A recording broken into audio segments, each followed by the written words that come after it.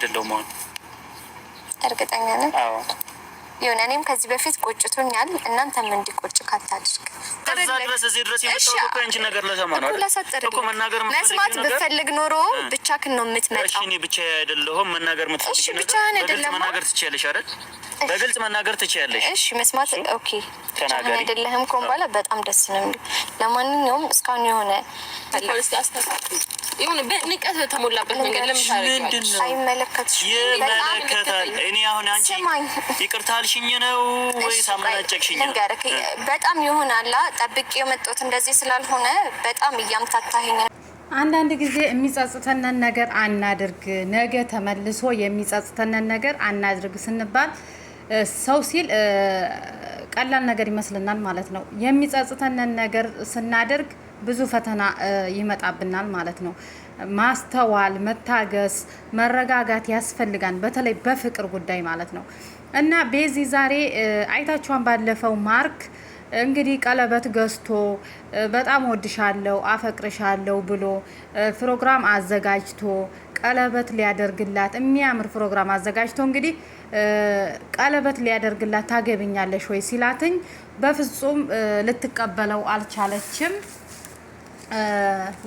አልቻለችም። ጭራሽ ያው አሁን አልተዘጋጀሁበትም አለችው። ለጊዜው አሁን አልተዘጋጀሁም ዝግጁ አይደለሁም ብላ ነው እንግዲህ እንትን ያለችው። አሁን ግን ጸጽቷት ይቅርታ ለመጠየቅ መጥታለች ማለት ነው። ሰላም ሰላም፣ ውድና የተከበራችሁ የቻናሌ ተከታዮች እንዴት ናችሁ?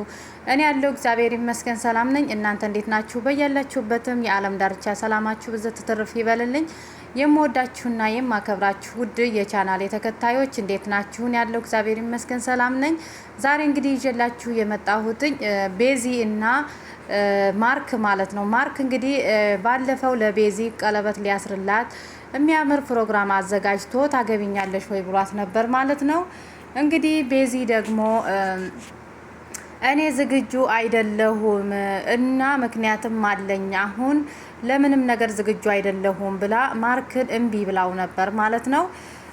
ብትደረግ ብትሰራ 2 ጊዜ 3 ጊዜ ቪዲዮ ፖስት ተደርጓን በጣም አስቀይማው አዝኖ አልቅሶ በቃ የኔ መጨረሻ እንደዚህ ነው ብሎ ከዚህ በፊትም የምወዳትና የማፈቅራት ጓደኛዬን እንደዚህ አጥቻታለሁኝ አሁንም ደግሞ አንቺ ለምን እንደዚህ ታደርጊኛለሽ? እኔ ካንተ መለየት አልፈልግም፣ እወድሃለሁ፣ አፈቅርሃለሁ ግን አሁን ዝግጁ አይደለሁም ብላ ቀለበቱን አልቀበልም ብላ እምቢ ብላው ነበር ማለት ነው። ግን ባደረገችው ነገር ሁሉ ጸጽቷት ዛሬ ማርክን ደውላ በቃ እንደ ድሮአችን እንድንሆን ወደ ድሮ ስራችን ድሮ እንደነበር ነው ወደ ፍቅራችን ከዛም በላይ ከድሮውም በላይ እንድንሆን እፈልጋለሁ። ማርክ ቢቀበለኝም ባይቀበለኝም ዛሬ ይቅርታ ማድረግ አለብኝ ብላ እንግዲህ ማርክን ጠርታው እየጠበቀችው ነው ማለት ነው።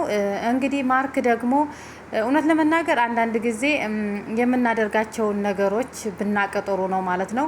ማርክም መቸኮል አልነበረበትም። ማርክ ደግሞ ልክ እሷ እንደተወችው ለምኗታን 2-3 ቪዲዮ ሰርተው ለምኗታን፣ ጓደኞቹን ይዞም ለምኗታን። ምክንያቱን ንገሪኝ ከኔ መራቅ የፈለግሽው እኔን አላገባም ያልሽው ወይም ደግሞ ለምንድን ነው ብሎ ሲጠይቃትኝ በቃ የራሴ ህይወት አለኝ ብላ ወንድ ጎትታ ይዛበት መጥታ ነበር ማለት ነው።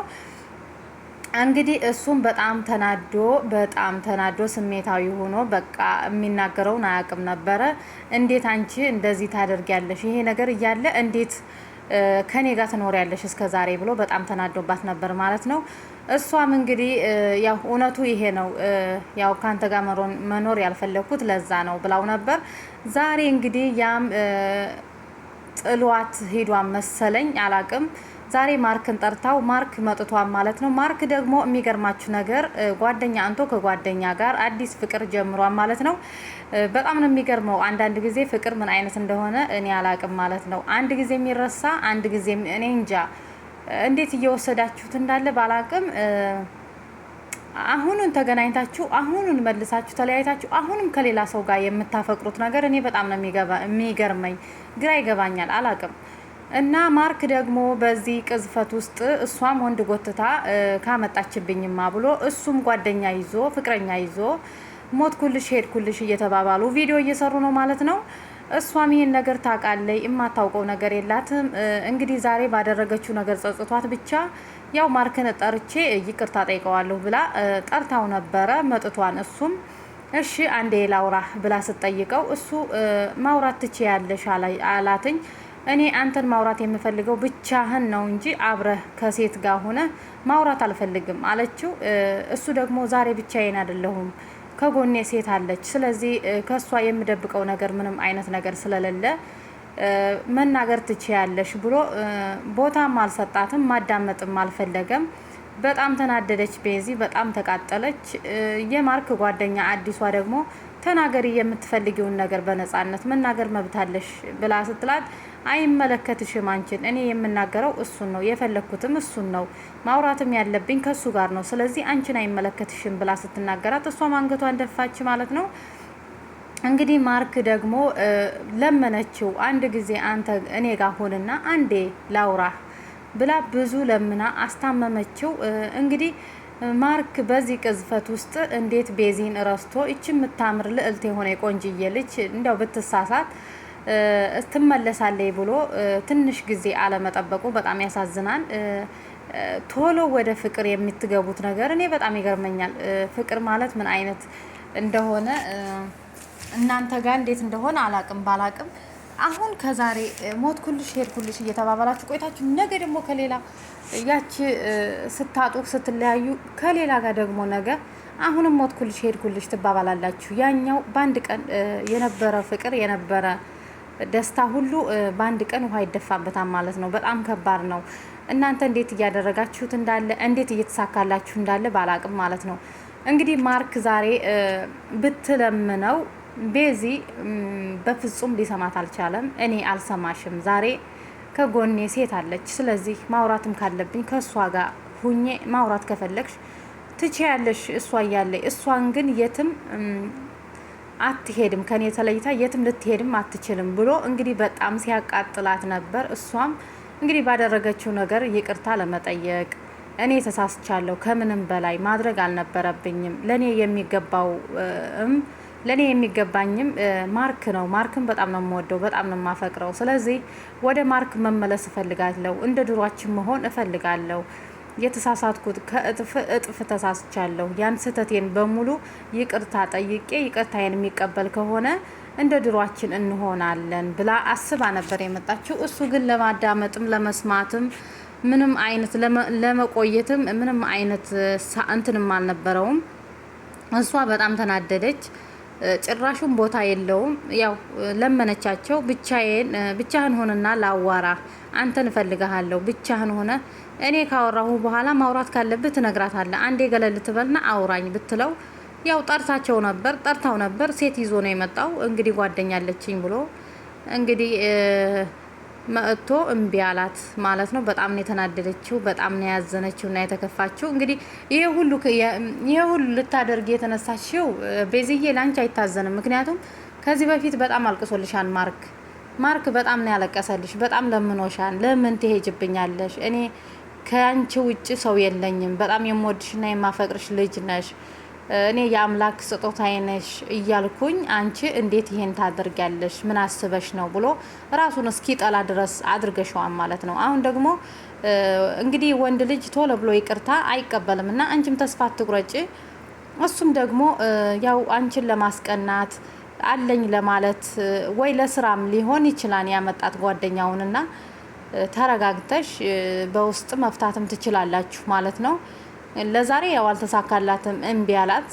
ያው ከሷ ተለይቼ አንቺ ጋር ማወራበት ምንም አይነት ምክንያት የለኝም፣ ዛሬ ሰው አለኝ፣ ብቻዬን አይደለሁም፣ እንደ ድሮ ብቻዬን አይደለሁም ብሎ እምቢ ብሏትኝ። እንግዲህ ቤዝዬ በጣም አዝናና ተክዛ ተከፍታበታለች በማርክ ማለት ነው። ማርክ ደግሞ እንግዲህ ያው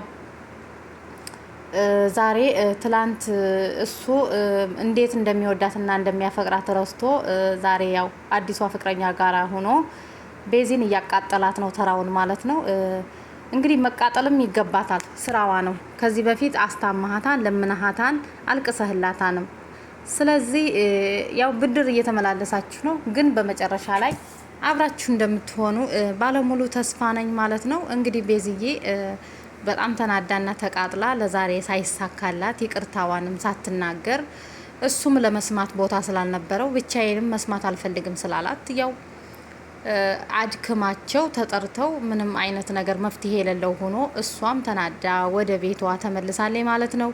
ማርክም ደግሞ አንገቷን አቅፎ የአሁኗ ፍቅረኛውን አንገቷን አቅፎ ወደ ቤቱ ተመልሷል ማለት ነው። ቤዚ በጣም ተናዳለች፣ በጣም ተቃጥላለች ማለት ነው።